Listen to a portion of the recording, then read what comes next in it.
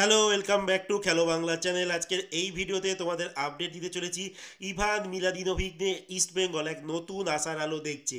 কি সেই আশার আলো তার আপডেট দেবো আজকের এই ভিডিওতে। তাছাড়া জানাবো অনূর্ধ্ব 23 ইন্ডিয়ান ন্যাশনাল টিমে মোহনবাগান থেকে 3জন খেলোয়াড় চান্স পেলো, আর ইস্ট বেঙ্গল থেকে মাত্র একজন। কারা কারা চান্স পেলো তাদের নামগুলো বলবো আজকের এই ভিডিওতে। তাছাড়া বিবিয়ানো ফার্নান্ডেজের সঙ্গে কিন্তু ফেডারেশন অবিচার করেছিল, তারও আপডেট দেবো খেলার আরও আপডেট খবর। তার আগে প্রতিদিনের মতো বলবো, খেলার আপডেট খবর পাওয়ার জন্য আমাদের চ্যানেলটিকে সাবস্ক্রাইব করতে একদম ভুলো না। তো চলো শুরু করা যাক আজকের প্রথম খবর।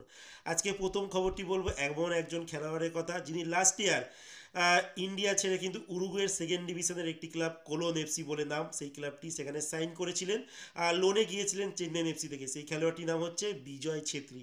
অনেকদিন আগেও বলেছিলাম, প্রায় 1 বছর আগে এই খেলোয়াড়টির নাম।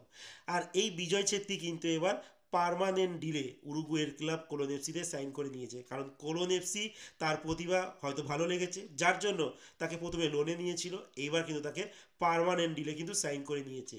যখন আমরা দেখতে পাচ্ছি অনেক ভারতীয় খেলোয়াড়রা বিদেশে যেতে চায় না, টাকার লোভে আইএসএল খেলে, বাট স্ট্যান্ডার্ড কিন্তু উচ্চমানের হয় না। যখন ন্যাশনাল টিমে খেলা থাকে তখনই আমরা বুঝতে পারি যে আমাদের খেলোয়াড়রা স্যালারি হাই হতে পারে, বাট স্ট্যান্ডার্ড কিন্তু হাই নয়। তো সেখানে অনেক খেলোয়াড়ই উচিত ছিল যে বিদেশে গিয়ে নিজেদের ওখান থেকে ঝালিয়ে নিয়ে এসে ন্যাশনাল টিমে কিছু ভালো কিছু করে দেখানো, বাট সেইটা কিন্তু করে না। বাট বিজয় ছেত্রী কিন্তু সেই জিনিসটা করছে। শুধু বিজয় ছেত্রী নয়, অনেক এমন খেলোয়াড় আছে যারা বিদেশের মাটিতে কিন্তু খেলছে, নামগুলো হয়তো সামনে আসে না। আমি চেষ্টা করব, যদি তোমরা চাও তাহলে ভবিষ্যতে এমন অনেক খেলোয়াড়কে আছে যারা বিদেশে খেলছে, আমাদের সচরাচর মিডিয়াতে এদের নামগুলো আসে না, তাদের নামগুলো কিন্তু আমি নেব। যদি তোমরা চাও তাহলেই ভিডিওটা বানাবো। তো যাই হোক, এই খেলোয়াড়টি কিন্তু উরুগুয়ের সেকেন্ড ডিভিশন দল কোলন এফসি থেকে পার্মানেন্ট ডিলে কিন্তু সাইন করে দিয়েছে। এর পরের যে খবরটি তোমাদের বলবো, অনূর্ধ্ব 23 ভারতীয় দলে কিন্তু 29 জন ফাইনালিস্টের খেলোয়াড় ঘোষণা করা হয়ে গেছে, যেখানে জুন মাসের 18 তারিখ আর 21 তারিখ অ্যাওয়ে ম্যাচ রয়েছে ফিফা ফ্রেন্ডলি অনূর্ধ্ব 23 দলের ভারতীয়। একটা আছে তাজিকিস্তানের সঙ্গে, একটা আছে কিরগিস্তানের জন্য। তো টোটাল 100 জন খেলোয়াড়ের থেকে 29 জন ফাইনাল লিস্ট কিন্তু ঘোষণা করা হয়েছে, যেখান থেকে মোহনবাগানে 3জন খেলোয়াড় চান্স পেয়েছে।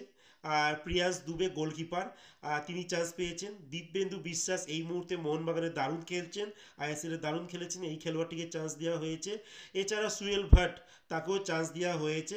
তিনি ইন্ডিয়ার ন্যাশনাল টিমে যে খেলা রয়েছে হংকং আর থাইল্যান্ডের সঙ্গে, সেই খেলাটার পরে কিন্তু তিনি এই আন্ডার 23 স্কোয়াডে কিন্তু যোগদান করবে। এছাড়া মোহামেডান স্পোর্টিং থেকে একজন চান্স পেয়েছে, সাজ্জাদ হোসেন পিএ। ইনি তো লাস্ট ইয়ার এসেছিলেন এই মোহামেডান স্পোর্টিংয়ে, তিনি হায়দ্রাবাদে ছিলেন। আর ইস্ট বেঙ্গল থেকে সুমন দে একমাত্র কিন্তু খেলোয়াড় চান্স পেয়েছে।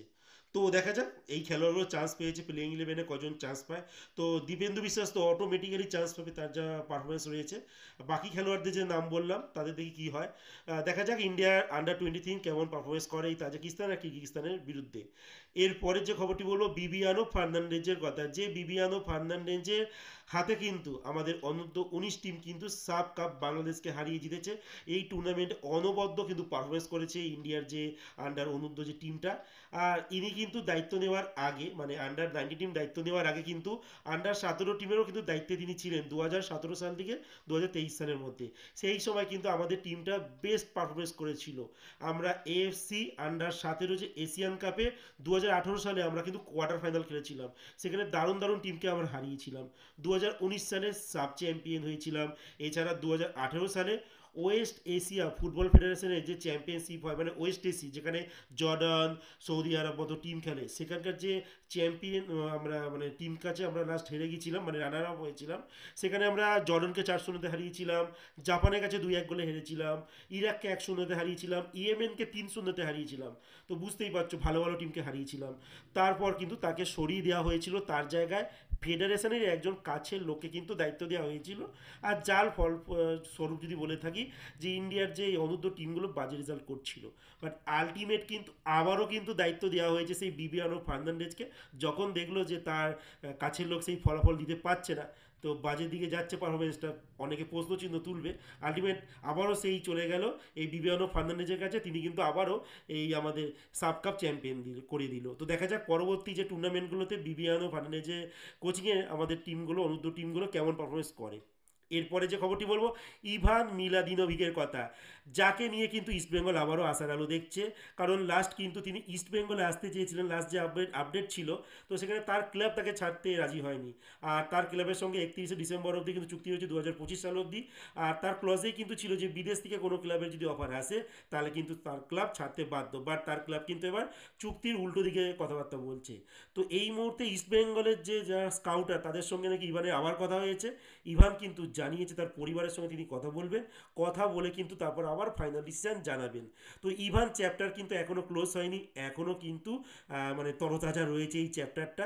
তো দেখা যাক, একটা ভালো কিন্তু ডিফেন্ডার যদি ইস্টবেঙ্গলে আসে ইস্টবেঙ্গলেরই মঙ্গল হবে, না হলে আবার সেকেন্ড অপশন খুঁজতে হবে। জানোই ট্রান্সফার মার্কেটে কিন্তু কোনো কিছুই কিন্তু কনফার্ম নয়। এর আগেও দেখেছিলাম নুনো রেইসকে নিয়ে লাস্ট ইয়ার কিন্তু এই মোহন স্পোর্টিং আসার কথা ছিল, বাট হঠাৎ করে কী হলো, মোহনবাগানে চলে গেল। তো ট্রান্সফার কিন্তু উইন্ডো এরম জিনিসই হয়, ট্রান্সফারে কোন খেলোয়াড় কোথায় যাবে নির্দিষ্টভাবে কিন্তু বলা যায় না। তো আজকের মতো খেলার খবর এতটুকুই। ভালো থেকো, সুস্থ থেকো, দেখা হচ্ছে নতুন একটি ভিডিওতে।